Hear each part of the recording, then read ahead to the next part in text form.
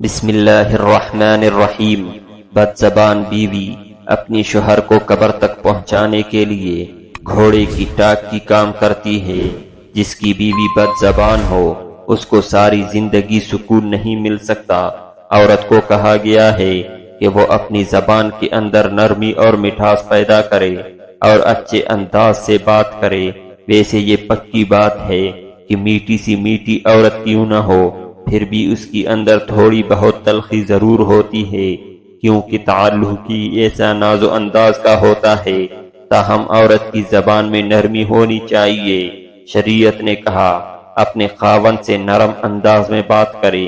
جہاں کسی غیر مرد سے بات کرنے کا وقت ہو تو سختی سے بات کرے تاکہ اسے دوسری بات پوچھنے کی کوئی جرت نہ ہو۔ آج کل کی فیشن ایبل عورتوں کا معاملہ برعکس ہے۔ خاوند سے بات کرنی ہو تو ساری دنیا کی کرواہٹ سمیٹ آتی ہے، اور کسی غیر سے بات کرنی ہو تو ساری دنیا کی شیرینیں سمیٹ آتی ہے۔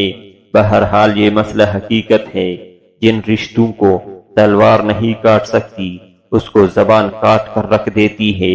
یہ بھی یاد رکھے عورت کی زبان وہ تلوار ہے جو کبھی زنگ آلود نہیں ہوتی۔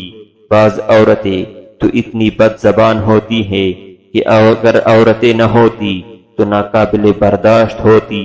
کئی عورتیں تو بد زبانی اور بدگمانی کی وجہ سے گھر برباد کر لیتی ہے۔